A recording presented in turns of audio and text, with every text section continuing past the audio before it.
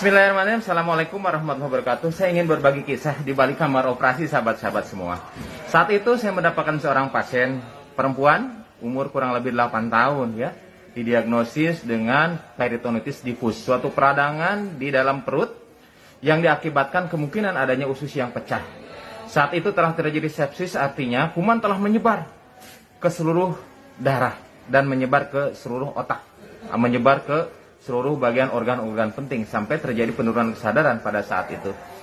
Nah, sahabat-sahabat semua, ketika saya sampaikan bahwa ini keadaan darurat dan harus memerlukan tindakan operasi segera, maka sang ayah mengizinkan saat itu ya, setelah kita memberikan keterangan dan lain sebagainya.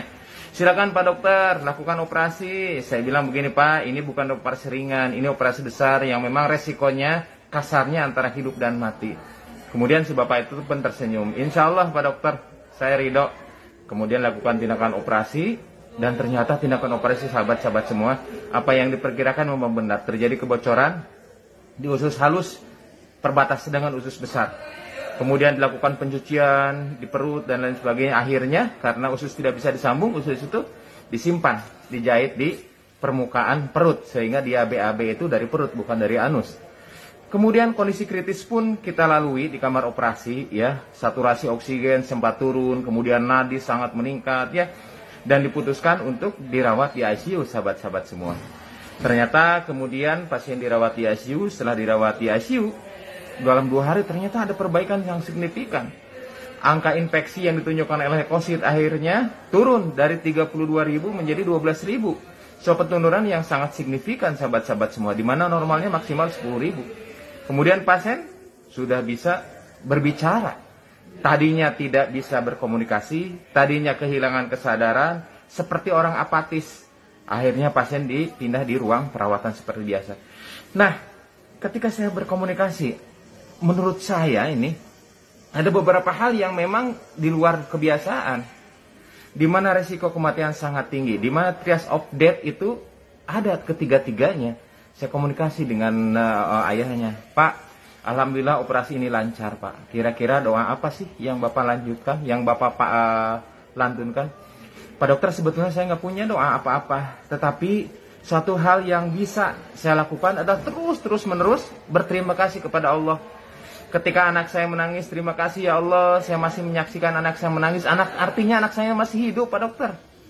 Ketika masuk kamar gawat darurat juga, saya berterima kasih ya Allah, terima kasih anak saya masih sempat dibawa ke instalasi gawat darurat. Ketika dokter mengatakan operasi, saya juga demikian dok. Alhamdulillah ternyata anak saya masih bisa untuk ditolong. Dan alhamdulillah dokter mau menolong anak saya.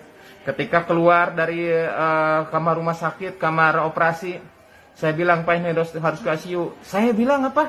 Kata orang tua itu, saya terus bersyukur ya Allah. Alhamdulillah ya Allah, anak saya ternyata masih hidup menjalani masa-masa kritis ketika operasi, dan alhamdulillah bisa masuk di ICU. Ketika di ICU gue sama-sama terus bersyukur ya Allah, terima kasih. Anak saya ternyata sekarang sudah bangun, sudah bisa berbicara, sudah bisa berkomunikasi.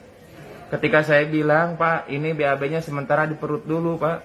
Tidak bisa BAB lewat anus. Yang dia bilang apa? Alhamdulillah ya Allah, anak saya masih bisa BAB, anak saya artinya masih hidup. Ketika diajak ngobrol, ketika di ruang perawatan juga sama demikian. Ya Allah, terima kasih anak saya masih bisa di ruang perawatan seperti biasa. Nah, saya kagum saat itu sahabat-sahabat semua. Betapa banyak kadang-kadang orang yang ketika masuk rumah sakit, dia mengeluh, ya Allah kenapa harus masuk ke rumah sakit? Ya Allah kenapa harus masuk ke IGD? Ya Allah ternyata harus dioperasi, kalau bisa mah jangan dioperasi. Ya Allah ternyata kok masuk ke ICU. Dan lain sebagainya sahabat-sahabat semua. Peristiwa sama tetapi dengan penyikapan yang berbeda ternyata akan berdampak sangat signifikan. Betapa saya merasakan ketika operasi itu demikian mudahnya, demikian lancarnya. Betapa saya sendiri merasakan operasi yang tadinya mempunyai tingkat resiko sangat tinggi saat itu, ya, asa 4E saat itu. Ternyata Allah mudahkan sahabat-sahabat semua. Ketika masuk ICU juga demikian. Allah mudahkan semuanya. Amat mudah bagi Allah untuk mengernakan kesembuhan pada hamba-hambanya yang pandai bersyukur. Nah sahabat-sahabat semua, dalam situasi apapun ternyata pasti ada syukur di dalamnya. Tergantung dari bagaimana kita mengolah, memframing hal-hal yang tadinya negatif menjadi mencari hikmah sebanyak-banyaknya dan mencari celah karunia Allah yang sangat besar di balik musibah sekalipun. Semoga kita digolongkan menjadi abdan syakuro, hamba-hamba yang pandai bersyukur. Di balik kamar operasi, kita lanjutkan ke hikmah-hikmah berikutnya. Assalamualaikum warahmatullahi wabarakatuh.